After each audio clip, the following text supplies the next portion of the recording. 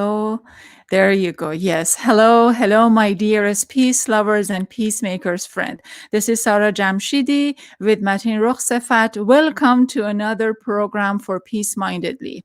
Peace Mindedly, a podcast show featuring peaceful bridge makers. So our program is about peace, about kindness and compassion. But for today's program, I'm not sure that we are specifically going to talk about peace. I think we are going to talk about something very drastically different than peace, and that is revolution. We are going to talk about revolution. So we are taking a detour, and for that, I am very excited. I am very excited. For this hour, we are talking about the Egyptian revolution and how the nation has been dealing with chaotic events one after another. Egypt is an important nation that produced some of the most powerful men in history. From Pharaohs to Hosni Mubarak, Egypt saw the rise and fall of men. The country played a significant role in Middle Eastern policy in recent years. Egypt was one of the first Arab nations signed a treaty with Israel. Then she has gone through many changes and upheavals until its recent demand for regime change on January 2011. January 2011. The revolution started when a man set himself on fire outside of the parliament building, protesting against poverty and against political repressions. This is exactly when our story actually begins. The moment that Sami, one of our protagonists, in Spring, a novel by Leila Rafei. I'm gonna Rafei, Leila Rafei. There you go. Up until now, I kept pronouncing her last name Rafei, but I learned just today that it's actually Rafei. So bear with me. Spring, a novel by Leila Rafei. Sami is entering in the scene, and then we are just exploring what's happening within 18 days during the first during the start of the revolution. So here I am bringing Leila to our studio. Hello, Leila. Hi, Hello, hello. Welcome to Peace Mindedly. thank Thank you you. so much for being here, of course. Leila was a graduate student in the Middle Eastern Studies at the American University in Cairo when the Egyptian Revolution was taking place. She was living within a few blocks from Tahrir Square. If I'm right, Leila, right? You were Mm. close. Yes, yes. So I did my homework. And then I bet you, like myself, are interested to learn about what happened and what happened with the Egyptian revolution and what happened with what was going on. So for my audience, if you would like to help us to promote Leila's book and then also get visibility and also support our peace journalism, please share this video on your timeline. Okay, Leila was born in an Iranian-American household where the talk of revolution in Iran and its aftermath takes place in almost any Iranian gathering. I know it by heart. So I'm guessing that the concept of revolution is not new to Leila, but witnessing one of the very important revolution in 21st century is a different story. Spring is a debut to Egypt's revolution. Leila is a wondrous storyteller who takes us to many streets in Cairo, tell us about Egyptian food, and reintroduces us to Egyptian music and pop culture. Okay, Leila, I mean, people know about you because you've been out and you've been talking about your book and yourself and what was your experience in Egypt. But I wonder what questions that you think a producer or an interviewer should must have asked from you and she or he hadn't. So what is the question? Um, I guess I would want Something that I keep expecting from interviewers is, how close does this mirror your experience? Which I like that question, but I also think it's an important one. Mm-hmm. Um, Sorry, I mean, I like that question, but it's also something that I fear, because I know that whenever people read anything that you write, they always, I guess it's natural to be like, oh, well, this is this person and that's that person. So I think that I would like to answer these questions and, explain that these are all like my experiences, and bits and pieces are all over the place in this novel, but I also made up a lot of stuff too. Mm-hmm. So you really can't say this was inspired by that. It's really like all the characters are inspired by my experiences. Every little thing that happens is. So it's not really quite so simple. It's inspiration comes out in different ways than you'd expect. Absolutely. So a few of my novelist friends tell me that we are like spies, and then we go to cafes or we go to parties and we listen to conversations, and we are just taking bites and bits of our uncles and our aunts and our friends and so forth and so on, make a character in the novel. And it's honestly, all of those characters are made up characters Okay. that we created, and it's not the real characters. So I'm guessing that probably it was the case for you, so you created these characters. Right. And it's a little, I mean, it's a little bit like, if you heard, I lived in an area near Tahrir Square, and that's similar to the apartment where two of the characters live. So when you have details like that, people are like, aha. But I think, it's a hard question to answer, but I think that you really described it well, where it's really like bits and pieces and overheard conversations and things like that that kind of all blend together to. Mm-hmm. And speaking of the book, so basically, I recommend the book. I think it's quick, easy, interesting story, and the plot is very interesting. But for the sake of the conversation, so we put people in the context. We are talking about three storylines, I believe. One storyline is the relationship between Sammy and Rose, two of the main characters. Sammy is the main character, and then Sammy's mom, Suad, and also Jamila, Sammy, Rose maid. Right. So, without giving out the story, can you tell us what are the relationship of these storylines? Well, I think the central storyline is Sammy, which I think is fitting because the revolution was really youth led, and Sammy is a youth. He is around the same age as a lot of the people who organized at that time. He's a student. He is living in Cairo, but he's actually from a town outside of the city that is a little bit more conservative, and he grew up that way. His mother is more conservative too. And he has a girlfriend who is an American in Cairo, and they have this relationship that he is trying to come to grips with. He is trying to hide that from his mother, and it's becoming more and more difficult as time passes. And so we also get into the head of Suad, his mother. She, like, all alongside the revolution, she is watching from Mahalla, where she lives, and she feels very detached from everything. She's watching state TV news about what's happening in Cairo. Her son is not answering his phone.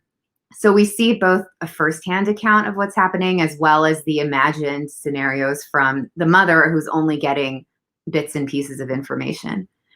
And then lastly, Jamila is she's Rose's housekeeper, and she's her. I'm sorry. No worries, no worries. That's absolutely fine, because we are in our houses, and I know that you have a puppy. I should have mentioned at the beginning of the program. That's absolutely fine. We love. Is it he or she? He's a little guard dog. Oh, But cute. Yeah. so So yes, Jamila she's very separate. She's not really entangled in the personal storylines, but she's watching everything from the side. She's kind of the closest thing, I think, to what would be an omniscient narrator. She's not, because she's, a human character, but she observes from a more detached perspective. She is the one who is listening to these unanswered calls, cleaning up after Sammy and his girlfriend, finding things she's not supposed to find, knowing things she's not supposed to know. So we also get her perspective, and we learn things that the other characters would never know about Jamila. Like, she is pursuing a resettlement case. She is looking for her husband who's disappeared at the hands of the police. So she has a lot going on under the surface that people don't necessarily know. Mm-hmm. We get all of those storylines that kind of overlap during the same time frame of the 18-day revolution. Excellent. And speaking of, I'm going to go back to my questions, but speaking of the puppy, what is your puppy? His name is Bernie. Bernie. He's a Jack Russell Terrier. Oh yeah, yeah. If my daughter was here, I mean, she just loves dogs. Yeah. It's so cute. It's cute, cute, cute. Excellent. So, amazing. Leila, what can we accomplish, you think? What can we accomplish in stories in fictional stories that we cannot accomplish in real storytelling, like in news stories and news feature stories and so forth? So, I'm just curious.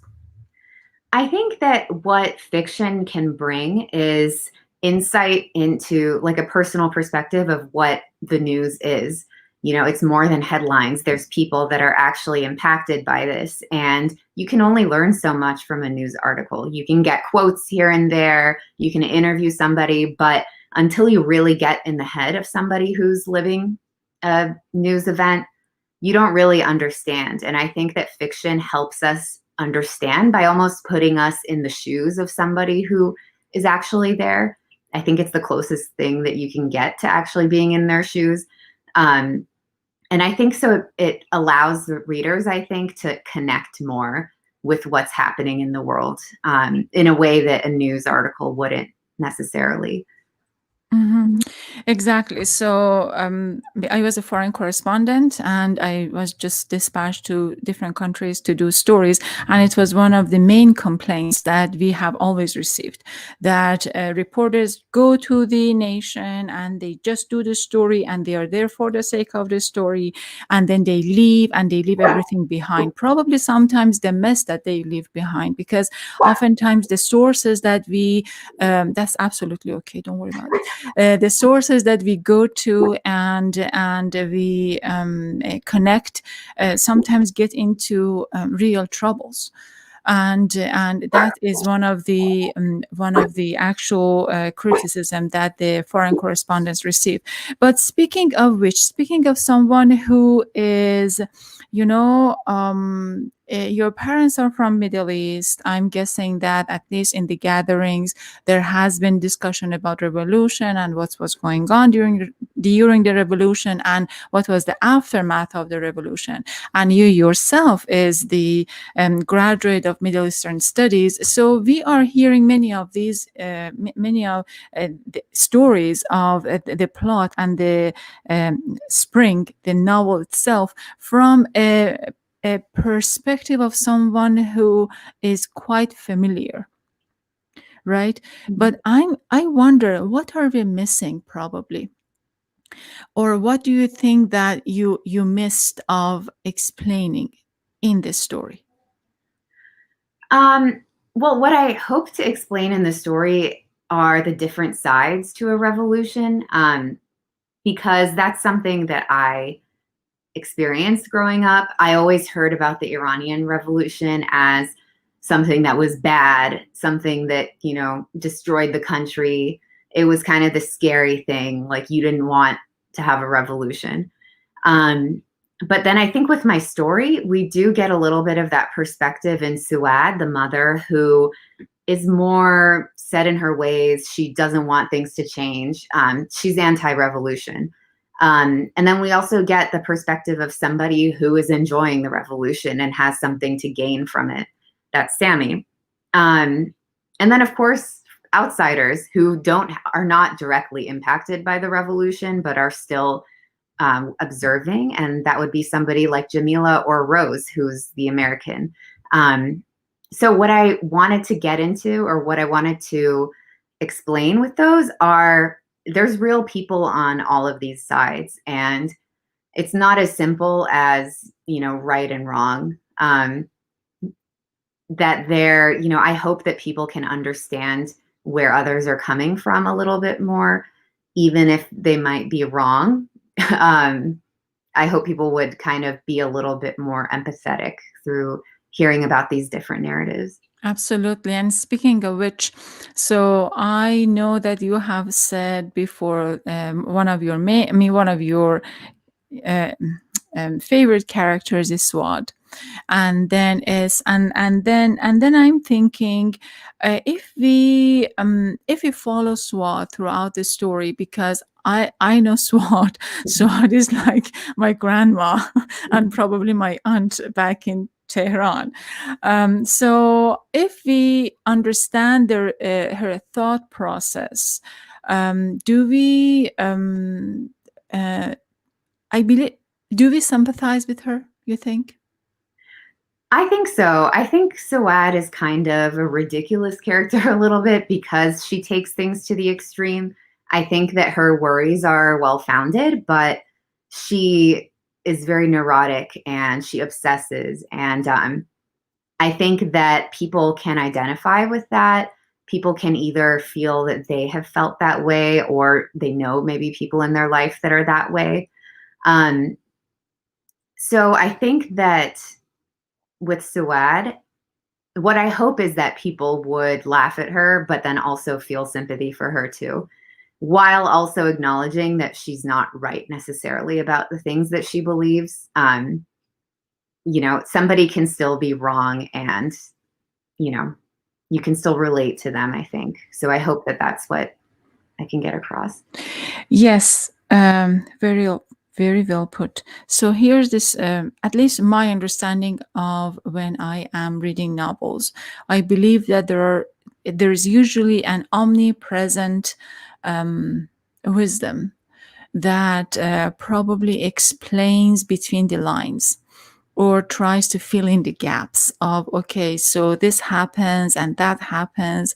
I think, at least my understanding is, this omnipresent wisdom is probably Jamila, who is trying. I'm just guessing, but what is how do we see that? I mean, do you agree that there is this omnipresent wisdom that needs to explain this story further? I mean, I think that it helps to have a character that is slightly apart, so that they have a more neutral voice in the story. But Jamila is a human. She's not everywhere all the time. There's limits to what she knows, but she's also seeing things from both sides. She's seeing the mother call all the time. She's seeing what Sammy is doing, what his mother is trying to figure out. She's the person who knows that. So in a way, she does know. She knows more than any other character in terms of what's happening on both sides. What was the streets of Cairo during those 18 days of the beginning of the revolution? What did you see? Well, because I lived close to Tahrir, we actually saw a lot, my roommates and I. I remember it started on a Tuesday, which is in the story as well. It was National Police Day, and it was kind of quiet. It started like slowly, and it gradually built up to Friday, January 28th, which was called the Day of Rage, and it really exploded that day. I remember my friends and I went out in the morning, and when we came back, the street was already like, people were assembling for Friday prayers. And we could just tell there were way more people for that Friday prayer than ever before. there were so many people that they spilled out onto the street and they had to close off the entire street, which was a major boulevard in Cairo. Um, and then after prayers, it's funny, prayers was like this very calm moment. And it was really eerily quiet. And then all of a sudden, when it was over, it really just broke out. And there was all of this energy. And they were charging the police that were blocking the intersection. So we got to watch this, from our balcony. And it was so exciting. I feel weird saying that because I know that, some people will be like, oh, well, I'm a lucky person who wasn't down in there and getting hurt. But it really was an incredible thing to see. And I think that it really was a moment that there was a lot of hope. And I think that people felt so empowered in that moment. So there was a lot of happiness in the air, I think, even though a lot of the motivations for the revolution came out of a place of pain and suffering that people felt under the Mubarak regime. You really got the sense that people were so glad that they were doing something and they felt like it was an actual movement that was happening. So, I do think that that was something that I wasn't necessarily expecting at all, that I felt when I was there.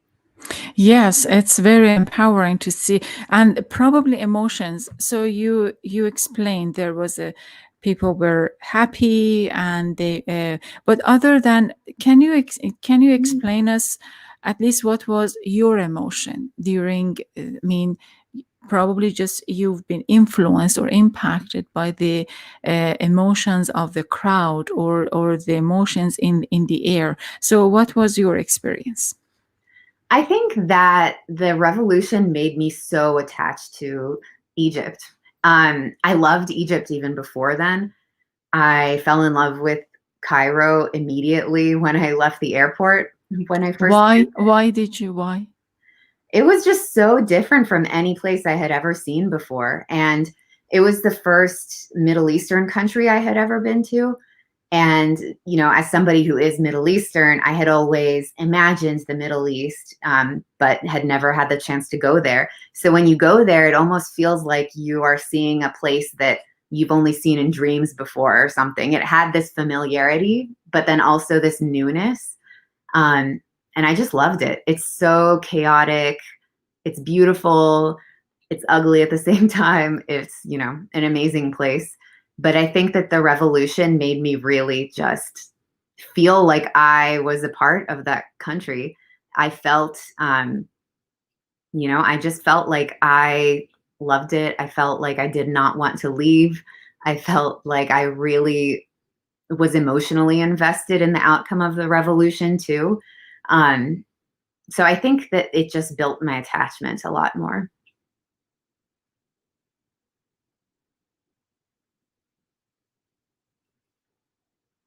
But sorry, is my mic off?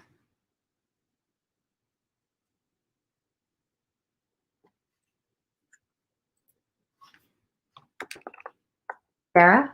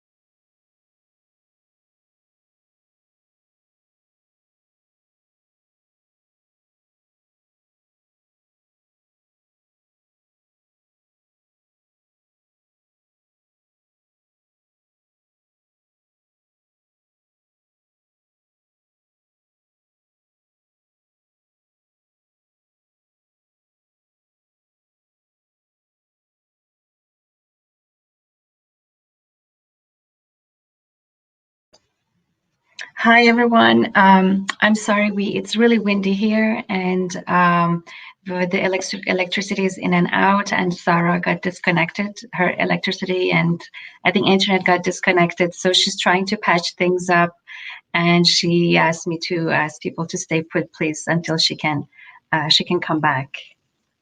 Okay, thank you.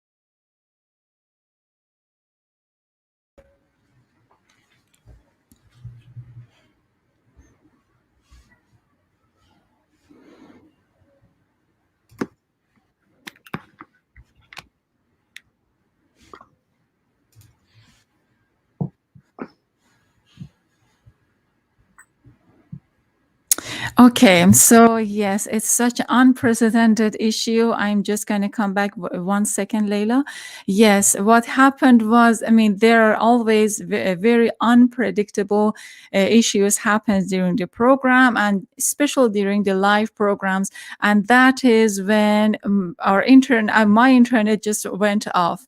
So what's happening here basically is we have a very bad storm, and the storm caused the power go off, and then Matin also didn't have the power, and the internet shut down, so everything was collapsed for a few minutes. But we are back, and we are still we are gonna just continue the program and continue the conversation. I do have Leila with me, just making sure that we are up and running. Yes, just wanted to check on Facebook, LinkedIn, and YouTube. So I have Leila with me. Bear with me. Okay, Leila John, I'm so sorry. So there are so many unexpected things, but I'm glad that we are back. So we were talking about. So what I'm going to do right now is I'm going to go to the mid section of the introduction, and then I come back and we continue the program. Okay. Yes, dear friends, you are watching Peace Mindedly, a podcast show featuring peaceful bridge makers. So we live stream our show every Tuesday at 12 noon Pacific Standard Time. And by live streaming, these are the things that basically happens during the live show. So sometimes when I was in a studio in BBC or sometimes in NPR, we had the light went off, or one of the sometimes camera broke off, and so many unprecedented or unexpected issues happens. And I apologize for having you wait for such a long time until we could come back to our studio. Yes, you can find our program on many social media channels, on Facebook, on YouTube, on Periscope, supported by Twitter, and many others. And also we are in about 11 podcast channels that you can hear. You can find us and hear the amazing discussion that we do have with our authors. So we are taking your questions and comments. If you're still there, please write back to us, and we're more than happy to feature your questions on the program. So next week, for the next episode, I'm talking with 3 peace builders and writers. So their books is Compassionate Conversation: How to Speak and Listen from the Heart. Diane Moshe Hamilton is a Zen teacher and an award-winning mediator. Gabrielle Wilson is a leadership coach and peace builder, and Kimberly Lowe is an author and coach and peace builder. So we are going to talk about how to create space for peace, and especially for managing a difficult conversation when the stakes are high and when parties are in conflict. So after compassionate listening, I'm talking with Shahla Ha'eri, Boston University professor and author of Unforgettable Queens of Islam: Succession, Authority,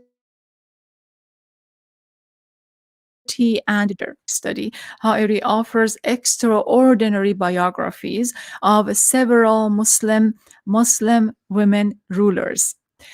These women reached the heights of political hierarchy in their time. Ha'eri picked women from medieval Yemen, India, modern Pakistan, and Indonesia to showcase Muslim women power when the written history of Islam is overwhelmingly masculine.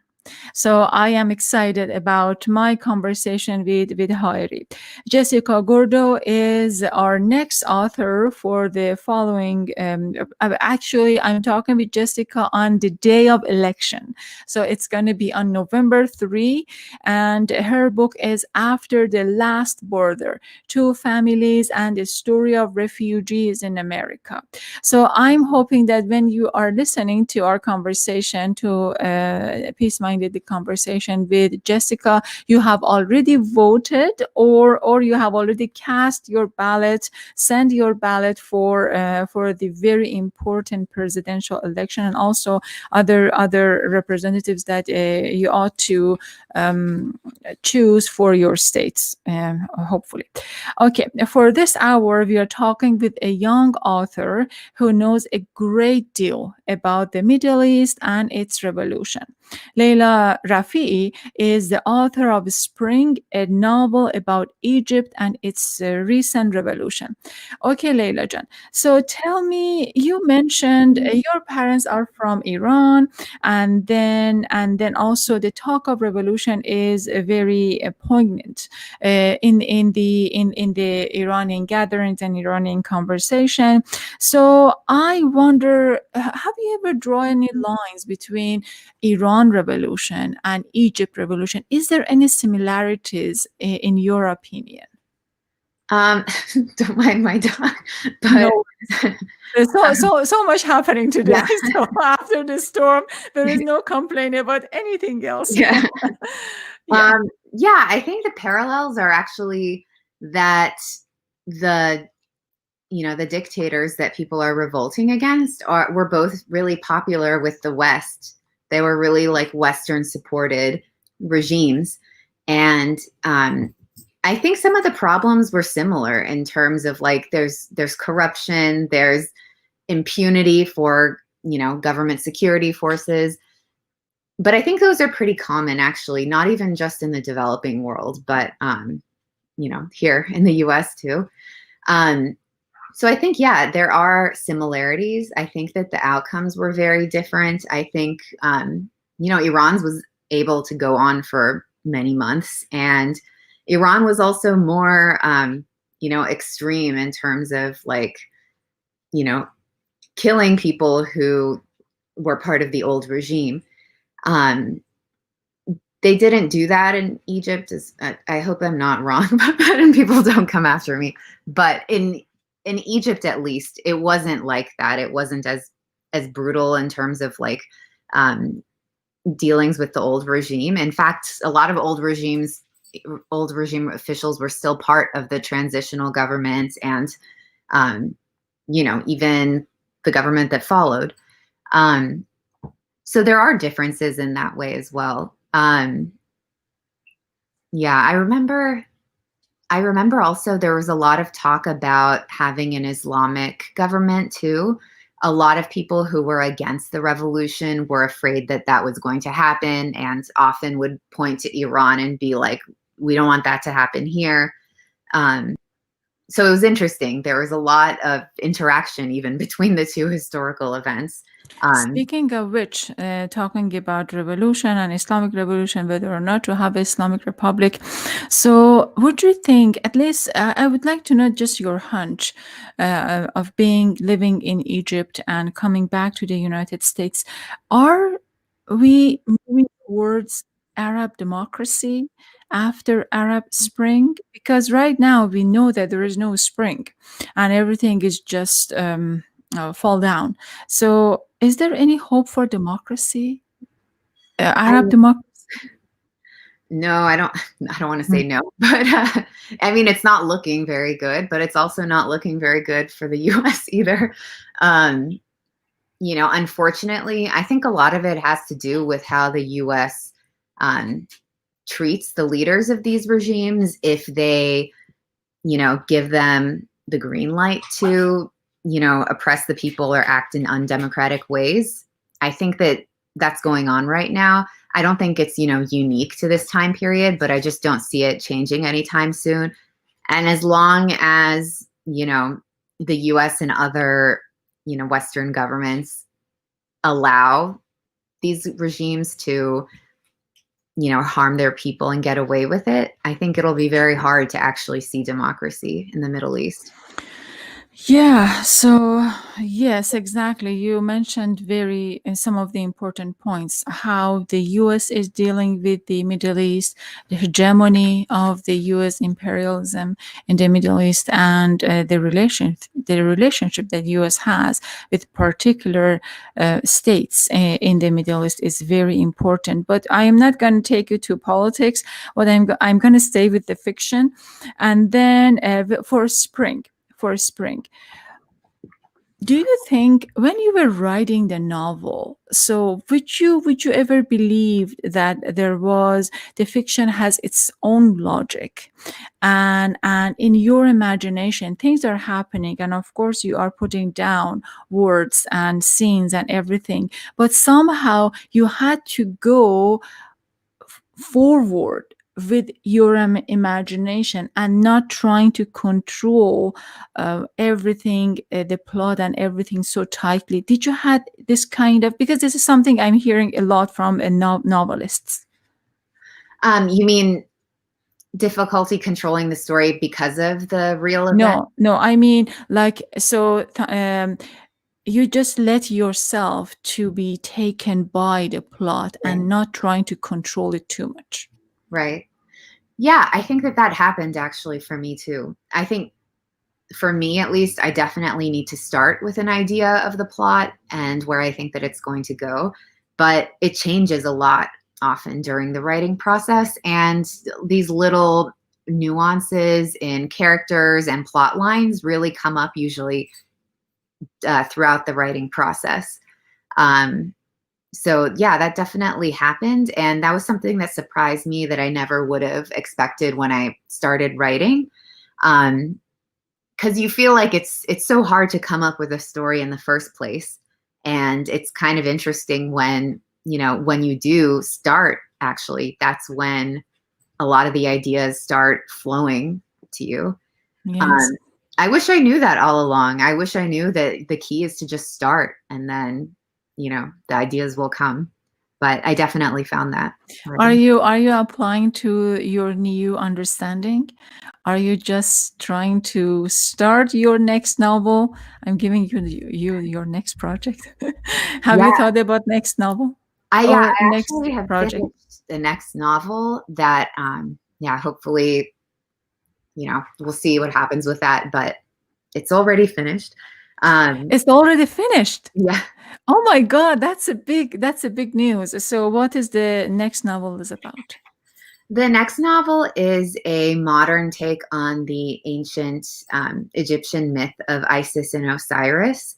And it's weird, it's dark, it has a lot of surrealism in it.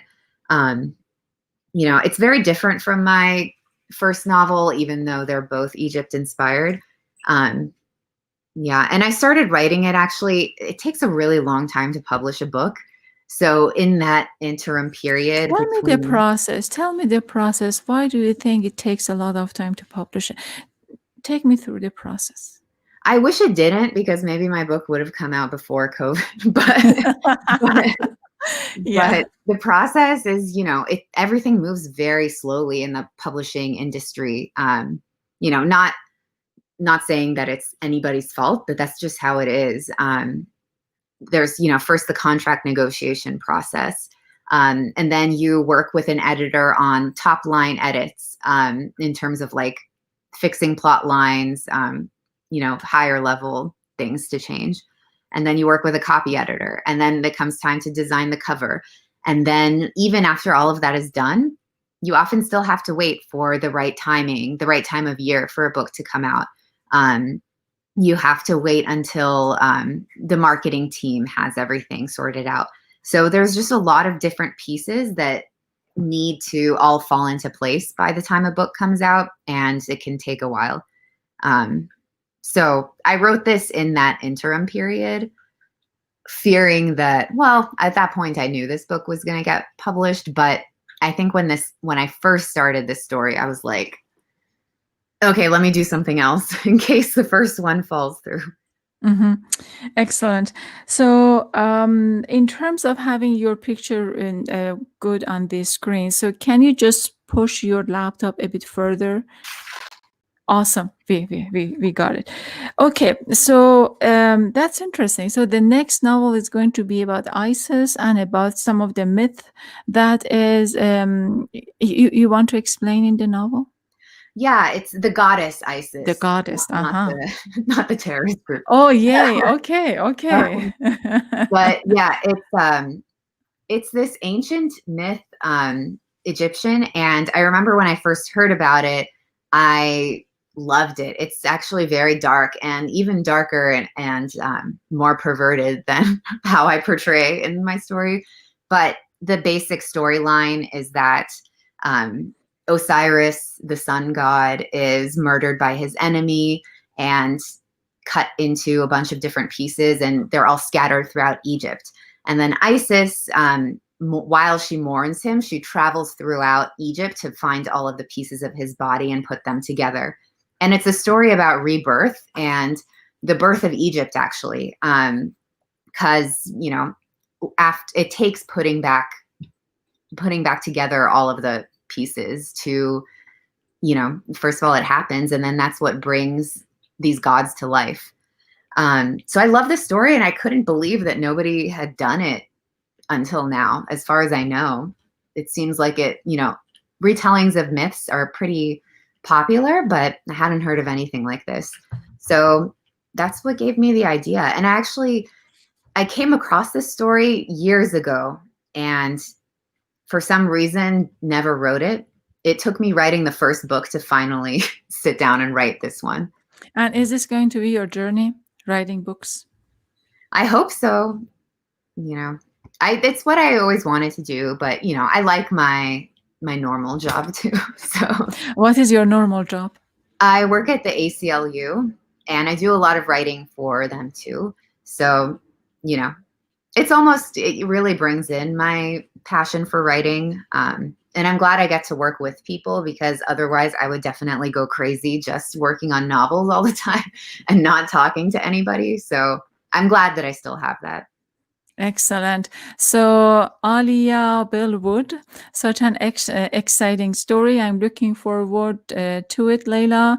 And I'm hoping that you also, yay to ACLU. I'm hoping that, we'll see. Do you have any timeline in your mind about your next novel? We'll see. It depends on, if a publisher takes it and what they think, but it probably won't be at least another year. Excellent. So honestly, right now we're talking about spring, and it's a book that is taking place in Egypt, and it's a very interesting plot. Easy to read and easy to follow. Very exciting, interesting plot about exciting moment in Egypt. So stay put.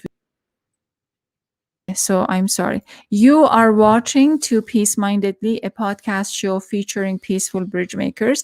So for this hour, we are talking with a young author, Leila Rafei, author of Spring. It's a debut to Egypt Revolution, and as I said, it's an interesting book to include in your library. So again, something unexpected happened during the program. We were discussing and we were just talking about the book and with our authors, that all of the sudden the power went out in my end, and then the internet went out, and we were just all disconnected. So I had to reconnect, and took me a few good minutes to come back to the program. So I apologize if you had to wait for such extended minutes until we reconnect. So you can find this show and this episode and episodes alike on goldtune.com. Leila's book Spring is available on goldtune.com. You can find the book there, or you can find find the book in many online stores right now because of COVID-19 and because of quarantine. So we are shopping online a lot. So the book is also available in many online shoppings. Yes, what else did I needed to explain here? Yes, and then just very quickly about spring. Spring is a story of a few connected people whose lives are caught in the midst of a revolution. The revolution changes them and their relationship with their country and with themselves. So, as I said, the book is available in many areas. Here is the deal. So, you are watching our show, you know that at the end of every program, we ask our guests to share something meaningful about peace, about kindness, and about compassion, especially during this time that first we are talking about Middle East and we're talking about upheaval in the Middle East. And the peace in the Middle East is something very important to me and to the work that I do. So I would like for Leila to just share whatever she thinks that we should consider about peace, or statement or something that you would like us to know. So yeah, we appreciate the thought. Something about peace. Yes, something about peace. Yeah. I would say, what is peace? I think people need to think more about what it means. Does it mean, silence or, I mean, some people would think that, a moment like now is at peace, not thinking about the struggles that are happening under the surface. So I think that's something people need to think about. Mm-hmm. Mm-hmm. Very good. So, Leila, other than online shops, where else can we find the book? Online, I'm not sure. I haven't gotten a list from my publisher, but right now, Amazon, IndieBound, Barnes and Noble, all of the main places. Do you have a website? Yes. Okay, what is your website? It's just my name, LeilaRafei.com. LeilaRafei.com. Excellent. Thank you so much, Leila, for joining us here. I have Mateen. Thank you, Mateen, for helping us out. Thank you, Leila. And with all said, Khuda Hafiz. Thank you so much. Thank you. Bye. Bye.